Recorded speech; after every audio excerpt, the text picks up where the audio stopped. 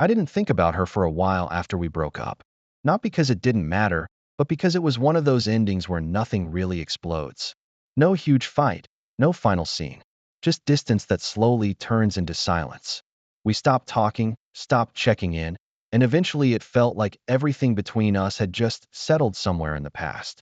It wasn't easy, but it was clean enough to move on. At home, everything stayed the same. My mom, my routine, the usual conversations. She was always open with me, never the type to hide things. If something changed in her life, I usually knew about it without asking. That's just how it always was. So when she started acting a little different, I noticed it almost immediately. Nothing obvious at first. Just small things. She'd smile at her phone more often, but turn the screen away when I walked into the room. She'd step out to take calls instead of answering them in front of me like she used to. And when I asked simple questions, like, "What's going on?" or "Who are you talking to?" she'd give short answers and move on. It wasn't enough to question. People change, people meet someone. That's normal. If anything, I thought it was a good thing. Maybe she was just finally focusing on herself again. But there was something about the way she avoided details that didn't feel like her. And that's what stuck with me more than anything else. At first, I didn't push it. I told myself she'd say something when she was ready. That's how it always worked between us. But this time, it didn't happen. Days turned into weeks, and whatever was going on in her life stayed just out of reach. She was still the same with me on the surface, same conversations, same routines, but there was a part of her that felt closed off, like she was keeping something separate on purpose. I started noticing how often she was on her phone, not just checking it, but actually waiting for it. You know that kind of focus where someone's attention is somewhere else, even when they're right in front of you. And every time I walked into the room, the screen would turn off, or she'd shift it away just slightly. Not obvious enough to call out, but enough to notice if you were paying attention. One evening I asked her again, just casually, "So, are you seeing someone?" She smiled, a little too quickly, and said something like, "Maybe," then changed the subject before I could ask anything else. That wasn't like her. Normally she'd talk about things like that without hesitation. Even if it was new or uncertain, she wouldn't hide it. And that's when the feeling came back. Not suspicion exactly, just that quiet sense that something didn't match. Because it wasn't just that she had someone. It was that she didn't want me to know who. After that, I started noticing how carefully she avoided anything that could lead to details. It wasn't obvious, just consistent. If I asked something direct, she'd answer in a way that didn't actually say anything. If a conversation got close to relationships or dating, she'd shift it back to something neutral. And the strangest part was how smooth it all felt.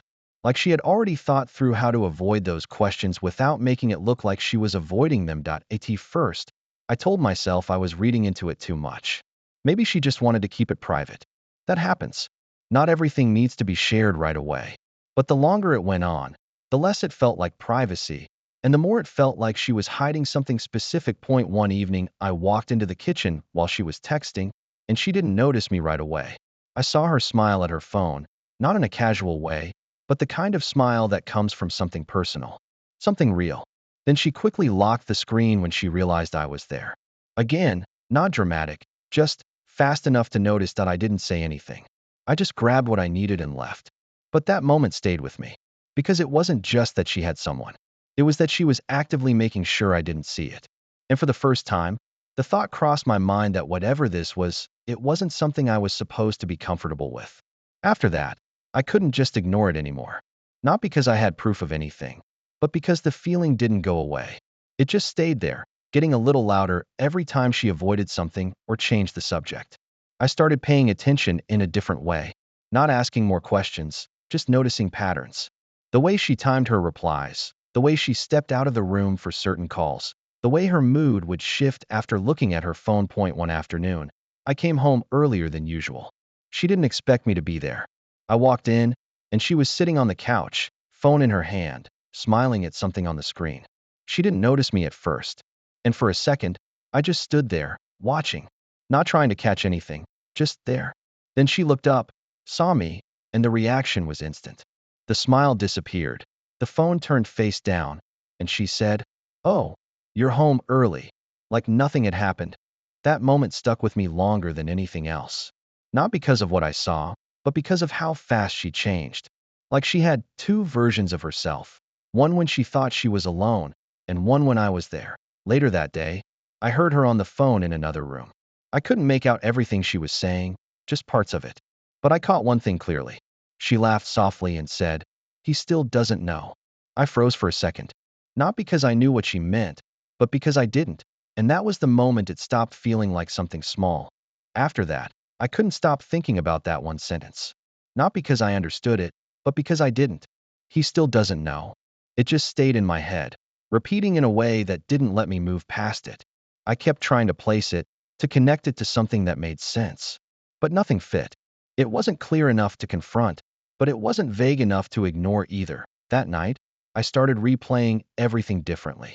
All the small moments I had brushed off before suddenly felt like they were part of something bigger.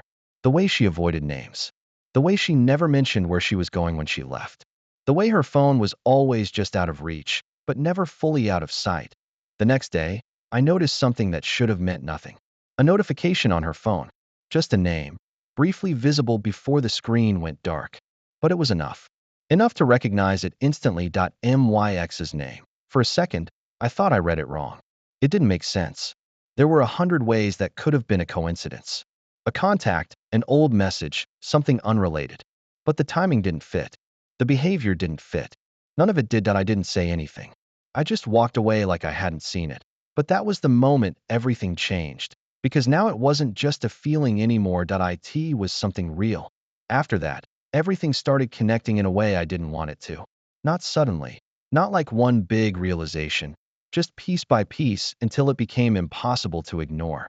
The name I saw, the way she had been acting, the way she avoided every question that could lead to it, it all pointed in one direction I wasn't ready to accept. I kept telling myself there had to be another explanation. Maybe they had talked for some normal reason. Maybe it was something old, something that didn't mean anything now. But the more I thought about it, the less it made sense. Because nothing about the way she was acting felt old or random. It felt current, intentional. I started watching more carefully after that, not in an obvious way, just noticing what was already there. The way she'd leave the room to answer messages, the way her expression would change when her phone lit up, the way she'd immediately shift back to normal the second I was around. And then one evening it happened again. She left her phone on the table for a second, just long enough for the screen to light up. Another message. Same name. This time there was no doubt. It wasn't a coincidence. It was ongoing. And I remember just standing there for a moment, looking at the screen, feeling everything go quiet in my head. Because now it wasn't just about her hiding something. It was about who she was hiding it with. And that changed everything. After that, I couldn't pretend I didn't know anymore. It wasn't a question of maybe or what if. It was there, right in front of me, even if no one was saying it out loud. But the hardest part wasn't what I had seen. It was what I was supposed to do with it. Because no matter how I looked at it, there wasn't a good option. If I ignored it, I'd be sitting in something that felt completely wrong. But if I said something, I'd be the one breaking everything open. And it wasn't just about me. It was about her, and it was about my mom. That's what made it heavier than anything else. One evening I was sitting with her in the same room, both of us on our phones, not really talking. And I knew she was texting. I didn't even need to see it. I could feel it in the way she held the phone, the way her attention wasn't fully there. And for the first time, I didn't look away. I just watched. Not in an obvious way, just enough to confirm what I already knew. And when she noticed me, she didn't panic. She didn't try to explain anything. She just looked at me for a second, like she was waiting to see if I would say something. And that was the moment it really hit me. She knew I knew. Maybe not everything, but enough. And instead of stopping, instead of fixing it, she was just letting it continue. Like it was something we were both aware of, but neither of us was saying out loud. And that made it feel even worse. Because now it wasn't just hidden anymore. It was accepted. After that, I couldn't sit with it anymore. Not because I was ready to confront it, but because pretending nothing was happening felt worse. It wasn't just uncomfortable, it was constant. Every time my phone buzzed, every time she picked up hers, every time I heard her step into another room, it all came back. So I decided I needed something clear. Not guesses, not patterns. Something I couldn't explain away. The next time she left her phone on the table, I didn't hesitate. I looked. Not for long, just enough. The messages were there, open, like they hadn't even tried to hide them properly. And it wasn't just small talk. It wasn't casual. The tone, That's what made everything drop. It was familiar. Too familiar. The kind of way people talk when they already know each other on a deeper level. And then I saw something that made it real in a way I couldn't ignore anymore. A message from her that said, "We can't keep doing this like before." Like before. Not starting. Not new. Before. That one word changed everything. Because it meant this wasn't something that just happened after we broke up. This had history. I put the phone down exactly how it was and stepped away, like nothing happened. But inside, everything had already shifted.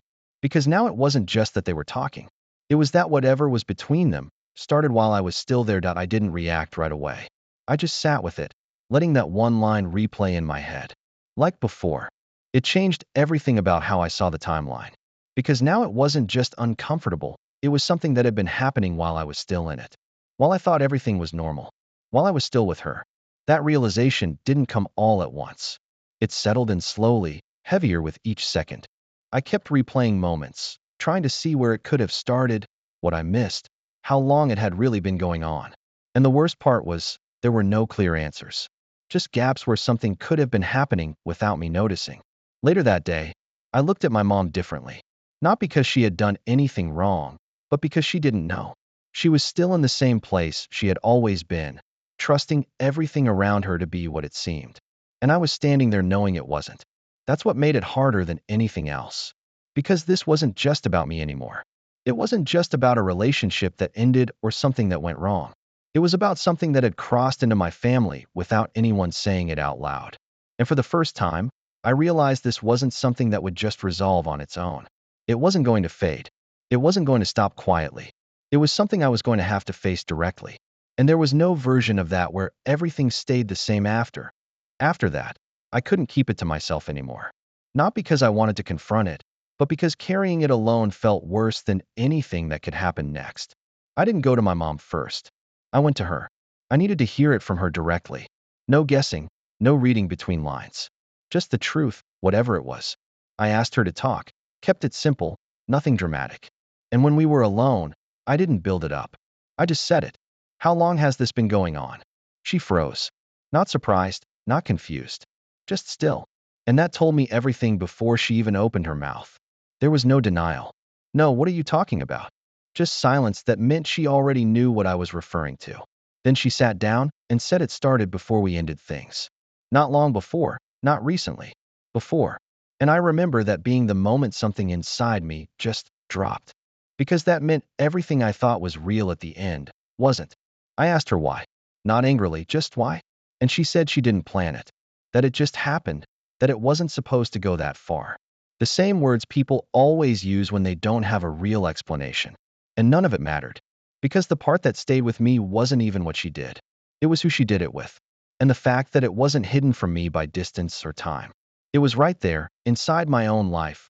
While I had no idea that I didn't say anything after that. There wasn't really a point. Whatever explanation she had, it didn't change what it was. I just stood there for a second, realizing that the version of everything I had in my head didn't exist anymore. Not the relationship, not the ending, not even the way I thought things fell apart. It had already been over before I knew it was. I walked away after that. Not in a rush, not angry. Just done. Because some things don't need a reaction to be final. And the strangest part was how quiet everything felt. No big moment, no explosion. Just this empty space where something used to make sense. Home. Nothing had changed on the surface. Same conversations, same routine, same trust. My mom was still there, living in a version of reality that hadn't caught up yet. And that was the hardest part. Knowing something that changes everything, while everything still looks the same. I didn't tell her. Not then. Not right away. Because once something like that is said out loud, it doesn't just stay between two people anymore. It breaks everything it touches. And that's what stayed with me the most. Not just that it happened, but that it was happening right in front of me, inside my own life. And I was the last one to see it.